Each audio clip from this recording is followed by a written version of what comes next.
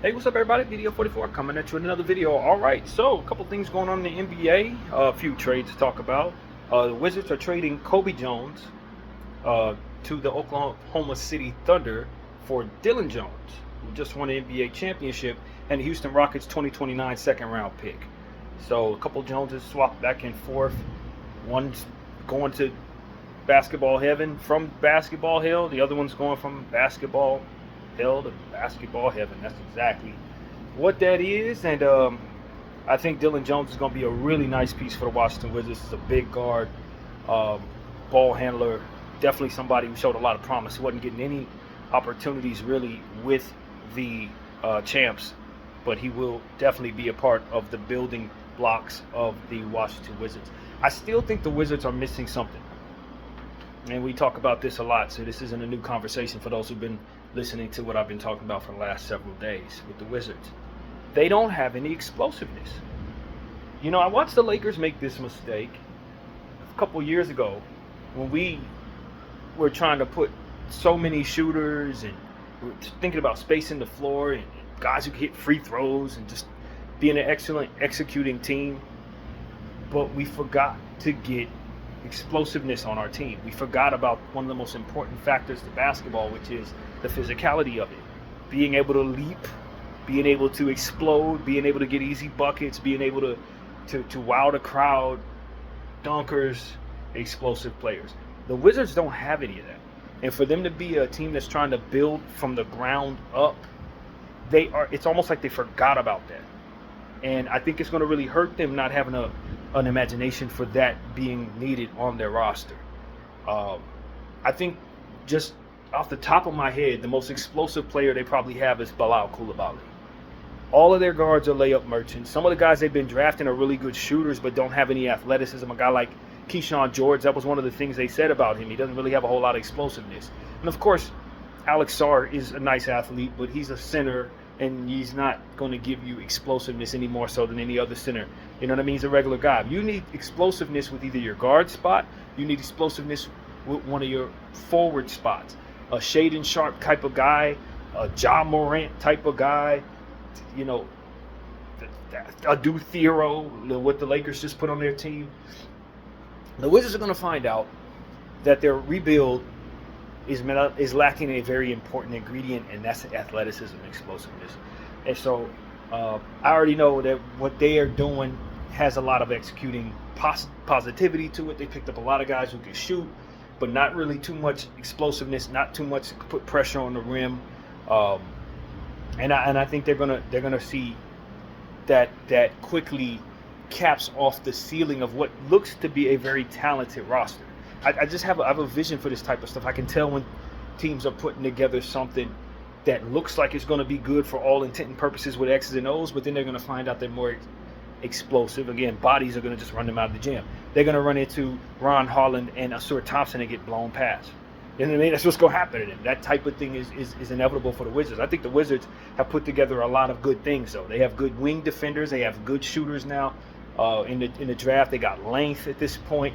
I think they addressed plenty of length, as a matter of fact, in getting two centers in the draft to go along with Alex Sarr. They got some good guys like Marcus Smart on the perimeter. Guys that can hit shots, like who they just drafted at the top of the first round in Johnson and Middleton and obviously CJ. So they're going to be able to score. They're going to look like a real team next year. That's what I want to say. The Wizards are going to look like a real team, and it looks like a sound thing that they're putting together. Olynyk can hit shots from the perimeter. Bob Carrington's a big guard, but again, not athletic. So it's like all of these different players that they picked up, none of them have any athleticism. They all can shoot. They all can do the X and O's things on a basketball court, but they're just going to get blown past once they run into the right team with enough explosiveness to kill them. The Rockets type stuff, they're going to get blown out. It's not going to be close. They're going to be able to do a lot of things that are good so long as their feet are planted on the floor. Once it's time to lift, the vision is lacking in that regard. And so that's what I would say. Just expect the Washington Wizards to be a good team next year, especially in the easy East. I think they could make the play-in tournament. I really do. When you look at some of these teams that I expect to fall off, some of these teams that didn't draft very well, teams that didn't really improve as of yet or have a big star out or something like that, the Wizards are going to pick up wins where they didn't last year. I expect for them to have roughly 40 wins, 45 wins this season. I really do think that they're going to be in the mix. And in the East, that should probably get you at least in the play-in tournament. 40 to 45 wins is what I think. It's a really good roster. Problem is it's missing the explosiveness. And when you don't have it, it's going to cost you. That's inevitable. It's going to cost you. So that's just what I see there. I just see a Wizards team as they think they have everything they need, but their brain trust doesn't understand. Yo, this is an athletic league. And you can have all the other stuff that works, but the game is still played in the air. And if people you have can't get off the ground, or they don't have any athleticism, they're gonna get pushed around by people who can't. And that's really what it comes down to. So that's what's capping off the Washington Wizards as far as I can tell. And I also think, and this is not a perfect science, maybe I'm actually not even looking at this the right way, but I also think when you're talking about teams that don't have athleticism, they tend to be injury risk. You know what I mean? When they don't have girthy, big dudes that are hefty enough to push around, they tend to be an injury risk. I don't know if it would be the worst idea in the world for the Washington Wizards to trade for Zion Williamson. I don't think it would be the worst thing in the world. I don't think so. Because that's the only ingredient they're missing. You know, I would tell them to go after a guy like, even though I want my Lakers to go after him, Jericho Sims. You need a guy like that. You need somebody who can do that thing right there. And if you get at least just two more players, both of them being explosive, now you got to watch the Wizards team that I think is an Eastern Conference playoff contender. I really do. But as long as they continue to build without the idea that they need any athleticism, and they didn't pick that up in Dylan Jones. He's not athletic either. They have a vision for layup merchants, y'all. That's what I really think. That's what it really comes down to. They have a vision for layup merchants. They think they don't need any athleticism. They probably have a bunch of guys in their war room that think that jumpers and leapers aren't basketball players. That right there, if they actually think that way, that's going to get them beat. So I see what the Washington Wizards are doing, and they have a lot of assets, but the vision is lacking athleticism. So I'm going to continue to say that, but I do think that Washington Wizards fans should feel as good about their team right now as they did back when Paul Pierce hit the game-winning, shot in the playoffs. That whole era was about as exciting as the Wizards team has been in 15 years. I think they're probably about as exciting as that team was coming into this season. I really do. Probably the most improved team in all of basketball, if I'm being honest. So that's what I want to say about the Wizards. They got a lot of things right, but they're not getting off the floor. So that's the first trade, and then the second trade, of course, was one that happened earlier this morning that I was thinking about making a video on, but I just didn't. So I'll talk about it now. Isaac Okoro for Lonzo Ball. Isaac is now in Chicago, and Lonzo is now in Cleveland. First, Lonzo to Cleveland, I think that's good because you got Darius Garland who's out, probably for the first. Depending on how well his recovery is going, probably for the first month of the season. I'm sure he'll be back by mid-December, maybe Christmas at the latest, is my guess. But I'm sure he's going to shoot to be back in the first couple of weeks of the season. But I think they'll probably take their time with him, especially now they brought in Lonzo. So that's what Lonzo's going to do. He's on a 2-year deal. I think, $10 million a year? I think that's what it is. He just signed that last year, so maybe it's expiring. I don't think it's expiring. I don't know. I don't know what I'm talking about when it comes to Lonzo's contract. But I do know that it was $20 million for 2 years. I'm not sure when he signed it, though. Whatever the case may be, if he can stay healthy, we know what type of connective piece he is. He's going to be able to be a part of a good passing team. Their unit is already fantastic passing the rock around, so he's going to make them even better at that. Last year, they played some of the most beautiful basketball in that regard that I'd seen anywhere in the entire league. So bringing Lonzo to that situation just boosters that quite a bit. An upgrade from Ty Jerome, if you ask me. Probably not as good of a bet to stay healthy, obviously. But that's just what it is for Lonzo, man. But we wish Lonzo the best. He looks like it looked like it was a chance his career was over. How bad that knee was looking, but he's come back, and now we just got to see how healthy he can be. Hopefully, he's having a good summer of working out and building strength, and he's on his third team. This is going to be a very new situation for him, and I think he's probably got his best chance of winning an NBA championship that he's never had, clearly. playing for the Cavs going into this season. Gets to play with guys like Donovan Mitchell. Gets to back up Darius Garland. Obviously playing with the bigs there, Jared Allen, and of course Evan Mobley, who's officially arrived at this point.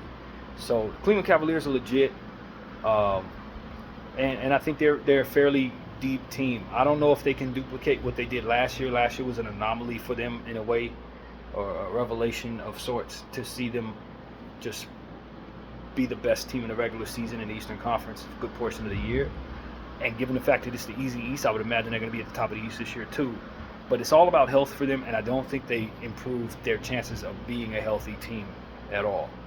I don't think that, not in picking up Lonzo Ball, no. But Isaac Okoro was kind of injury prone too, so that wasn't like you expected him to play 82 games.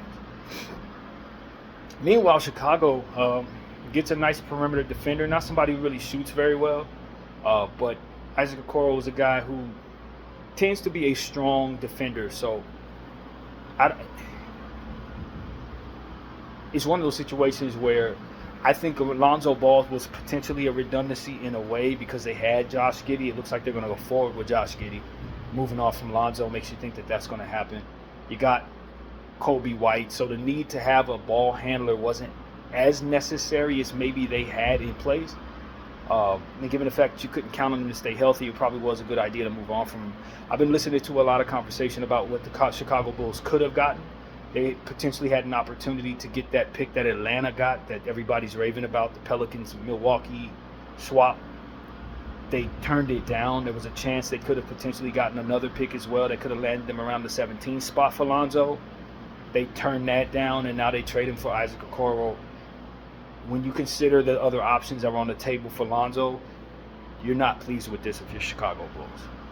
And I just think that the Chicago Bulls are in need of a regime change. I really do. I think they should hire Masai Ujiri. I really do. I think that should be the team that hires him. Because what they got going on there is that someone said earlier today as I was watching a Bulls podcast, they're usually a day late and a dollar short. And that's just not something that works in this league. It just doesn't work. And when you see some of the moves that other teams are making, whether they're for the better or worse, you see teams being aggressive. The Chicago Bulls have always been a team that tends to be a bit strangleheld to whatever it is they have. They believe in whatever it is they have, or they find themselves stuck to whatever it is they have. And they don't quite believe in lottery picks, and this is why they're in the no man's land that they're in. Bad run organizations do not value draft picks. We talked about the Nets several years ago when they had all them superstars. They didn't get a draft pick for them. When you look at what the Bulls had just now, all these different guys that were in the era that we just exited, basically with Lonzo being sent out, none of those people came back with any draft equity whatsoever. DeMar DeRozan didn't come back with any draft equity. Zach LaVine, they weren't able to get any draft equity for him. Lonzo Ball, they didn't get any draft equity for him. And while I would say those are not great contracts, not great opportunities to get draft equity, you need to be trying to pile on multiple second-round picks at least if you can't get first, especially when you consider the type of second-round picks that were going around in this draft. You talk about what the Phoenix Suns were able to do in getting first-round value in the second round, my Los Angeles Lakers getting first-round value in the second round. There were some guys at the top of the second round that, because of how the draft shook out, probably more valuable than the guys in the first round. So you got to value second-round draft picks higher in this era, it seems. I just don't know why Chicago continues to find themselves in a space where they don't get draft picks at all for nothing that they have. At least one first-rounder for something, anything. It's almost like they don't want them. And that you don't want them means that, as I often tell you guys about my Laker team, the best talent goes other places and you get passed up. You're just passing around a bunch of stuff that's already in the league, which is fine, but the new and improved stuff is passing you by. And for a team that doesn't draft well, I can understand why on one hand they probably think, well, we haven't had luck in the draft, so let's not go that route. But that's the wrong approach, because at the end of the day, draft picks aren't only drafted they can also be traded, and they really make for very good trade pieces, especially when you have bad contracts. They sweeten it up so that you can move bad contracts. If you're a team who has bad contracts, you need draft equity so that you can get off of those. And so they don't know what they're doing, and that's really what it comes down to in Chicago. They don't know what they're doing. And the long and the short of it is they don't know what they're doing, and it shows. And so Isaac Okoro is a guy who was drafted several years ago, about 26 years old, but he's settled in at this point as a role player, meaning he's going to give you what he's been giving Cleveland, which is solid defense, probably play about 35 to 60 games a year. I know that's a range, but he tends to be injured every single year. And although he was drafted, 6 overall, whatever year that was, he's never lived up to that, and he's now who he is. Lonzo Ball is a guy who has an all-star upside when he's playing his best. And because he's a connective piece, you're not beholden to him being overly in shape in order to effectively make teams better. Defensively, when he's in his best shape, he's a monster. But even if he's coming in a little hobbled, he's still moving the ball around, making everybody better. So, and hitting three-point shots, for which he's reinvented very well since being drafted. So, for me, I just don't think Chicago has any idea what they're doing, and because of it, their roster is probably going to be mediocre next year, just like it always is. I think that, Noah Singay and other young players that they have, Kobe White's obviously fantastic at this point, probably ready to make an all-star team very soon, or be snubbed like he's been getting, because I think he was worthy of an all-star appearance 2 seasons ago, but that's a whole nother story. Kobe White's legit. Josh Giddey is a nice piece at this point. Vucevic still has some value in this league, especially when you consider how many teams need a center. Who else? The guy they drafted last year, I can't think of my guy's name, but I like him a lot. I think he's going to be a Buzelis. I think he's going to be a hell of a piece. A hell of a piece. Him and Asingay should be great wings for years to come if they develop them properly. But the Bulls have just done things the wrong way. Drafting Patrick Williams too high, and they never developed into nothing, and they put him on a massive contract.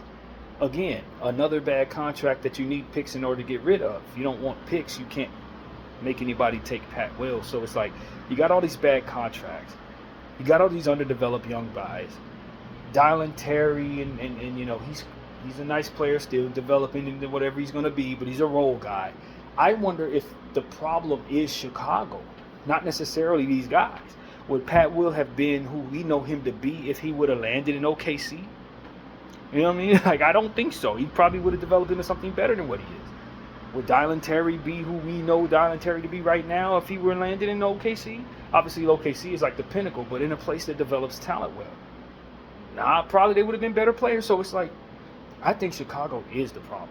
And not the city, obviously, not the fans, obviously, but the front office and the ownership and the way that they approach it. They just need to get better at a lot of things. And what they have to be willing to do is value draft equity. Then when they value draft equity a bit better, they can find themselves in a position to do well. And look, like I said, I don't think they could have gotten first rounders for some of them bad contracts. I don't know that you're going to be able to entice anybody to give you a first round pick attached to any trade involving Vucevic. I don't think you can move Pat Will for a first round pick in any way, shape, or form.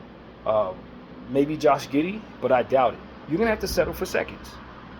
But that's a good thing, because seconds are tradable too. And if you have enough of them, you can move them in bulk. You know what I mean? And get back good stuff. And so, or draft them. Move up like the Lakers did from 55 to 37 and add cash consideration. As a Laker fan, I really appreciate that front office allowing us to do that. If I were a Bulls fan, I cannot understand for the life of me why they did that. Cash considerations? You took back cash and let the Lakers draft first round value? That's a bad decision. Abdul Thiro should be on your team. I'm sorry, Chicago. You need Abdul Thiro. There's no reason why you should be a Laker right now. And allowing us to use cash. You didn't even take back any seconds from us. You didn't take back no play, nothing. You didn't take back no prospects. You just took cash and our worst pick and drafted someone who you hope it develops. Chicago is in a bad place, and they need a president in place that is a shark and can get more for what they have than what they have. to offer in regards to the price tag. Masai Ujiri is pretty much what needs to happen now for Chicago. I'm placing a call to him, and I'm throwing record money at him, and I'm asking him to come in and be the president of our team, and then I'm getting rid of everybody else. Anybody who's making decisions right now, whoever's been making decisions, whoever made that choice this morning, all of that, those people need to go. They must go, bro. They must. They don't know what they're doing. They're not the cream of the crop, and you need the cream of the crop to get rid of such contracts like Vucevic and Pat Will. You need that. You need somebody who knows what they're doing to effectively get you the best return for those two terrible contracts. You need that. And the people you have in place do not know what they're doing. And that's really what it is, man. Chicago's going to continue to be bad until they understand that. Right now, Noah Singay and Buzelis and Kobe White are really nice pieces, man. I want to hold them close to me if I'm Chicago. Everything else, I really can do without. I can do without pretty much everything else. Josh Giddey is probably my best trade asset right now, and I'm moving him. I'm moving Josh Giddey for multiple picks and maybe multiple players with upside. I look at a team like the Nets. Maybe you try to move Josh Giddey for a couple of them stupid rookies they shouldn't have drafted. That probably doesn't look like a good idea, but the point is you're bringing in rookie contracts, right? And young talent, and you're moving stuff off of the books that doesn't need to be paid. And look, Chicago, there's another thing. I know it's hard to get players, but you have got to stop overpaying for what it is that you have.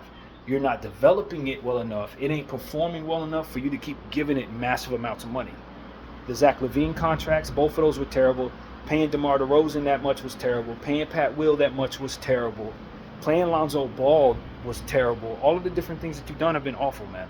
I'm just being honest. And you keep on doing it. Every time you get somebody in place, whether they're that good or not, you're throwing massive amounts of money on them, effectively creating horrible contracts that ultimately you can't trade for trade equity, for draft equity. It's just, these are decisions that they continue to consciously make that go against everything that helps them really build anything good. And there are a lot of teams out there that build horribly. There are a lot of teams that are doing things the wrong way right now, and the Chicago Bulls just happen to be one of them. And so I do expect that they always, for whatever reason, they always find a way to be relevant in the Easy East. They don't bottom all the way out with what it is they have, and it's usually because they do have fairly talented players in most situations. Kobe White is really, really good. So, you're going to find ways. Vucevic can really help you. So they're going to find ways to win 35, 40 games. But at the end of the day, play-in tournament every year, ousted every year in the play-in tournament. And this year is going to be no exception. I'd expect them to be that or worse, but not better than that. I don't expect them to be in the 7th seed. They're going to be in a play-in tournament, or they're just going to bottom out. And as far as I can tell, they don't even have their picks. So the decision-making is poor. The most recent decision-making has been fairly poor. I think they downgraded greatly this morning. I really do. Isaac Okoro is not a better player than Lonzo Ball in any way, shape, or form. And I don't think things get better until they find new people to make decisions. I don't think things get better until they start valuing draft picks and start paying people without fear of them walking away being attached to that. If they're not going to take something that makes it so that this is a comfortable contract to move, then you don't need to be signing them. That's what everybody needs to be doing in the NBA, not just Chicago. Don't pay people stuff that you can't see anybody ever taking from you, unless they're of a certain caliber for which you cannot misdiagnose, so to speak. You can't tell yourself Pat Will's turning into freaking Jalen Johnson. He's not turning into Jalen Johnson. So you can't pay him like you would pay Jalen Johnson. Like this is just like reality, man. So, yeah, I think the Chicago Bulls are in a miserable space. I think they've been in a miserable space since they broke up the '96 Bulls. I really do. Even the years that they had stuff going on, they weren't good enough to win a championship. Even a lot of people say, "Oh, what about Derrick Rose and Luol Deng and Joakim Noah?" That was a nice era, but they didn't win anything. They didn't win anything at all, man. That's a beautiful era for Chicago Bulls fans who were really young, who didn't remember the Michael Jordan era. But if you were old enough to remember the Michael Jordan era, you knew that was some mediocre bull crap. Like, I'm just being honest with you. I'm one of those people who were old enough to remember Michael Jordan and Scottie Pippen. So I knew that where they were reaching, the ceiling at that team that all the young people really love, they wasn't doing nothing for them. They weren't nowhere near as good as the Lakers, the Suns, the Dallas Mavericks, the Spurs. They were just a nice team, bro. Nice team. And because the bar had been dropped so low from the Elton Brand era and that decision and all of the stuff that went with that, people were pleased to be relevant again. But relevant isn't the measures that the Chicago Bulls should actually be reaching for if you remember them in the 90s.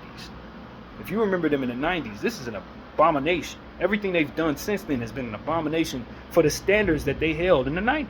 They controlled the 90s. So it's like, when I look at what's going on with the Chicago Bulls, it's just mind-blowing to me how they found a way to be as bad as they were before Michael got there, after Michael left. Because that's what it was. They were an awful basketball team for a long time. They inherited Michael Jordan, dominated the 90s, and then went back to their old ways of being the worst team. And that's what I've been seeing. And so for me, I just like, this is a great brand. The NBA was a powerful league when that brand was strong. When you saw NBA championships being won in the United Center year in and year out, that was a very special aura about that energy. What I'm seeing right now is them peeing all over it. That's what I'm seeing. And I think it's time for them to bring in somebody who can run that organization. And I think with their situation, Masai Ujiri is the type of guy they need to be hiring. A shark, an aggressive, gunslinging shark who's proven he can win a championship with the way that he's done things. I don't always agree with Masai's choices. I don't always agree with his decisions in the draft necessarily, but you need him now. And the next order of business is probably trying to hire him or Myers, although I don't think Myers would want to come there. I really don't. But Masai probably would be willing to if you give him the right amount. And so, yeah. And if you're not, look, and I'm going to say this. If Chicago's not willing to do that, then I think the owners should probably cash out on the roster, on the team rather. Just cash out, fam. Sell it. Teams are going for record amounts right now. Sell that team to somebody who can really do something with it. That's what I would say to the Chicago Bulls. Because you don't have the worst market in the world. You really don't. Chicago's cold, but it's heralded. It's one of the more prideful cities in the country. People will be happy to go there. I really do think that. So they just got to get their act together. Chicago sports in general needs to get its act together. And I don't follow baseball, but like Chicago Bears, these teams, they need to be better, man. That's a proud city with a proud sports representation. Their fan base really takes, it's a sports town. And at the end of the day, these organizations have not been doing those people justice. BDL 44, I thank you all for watching.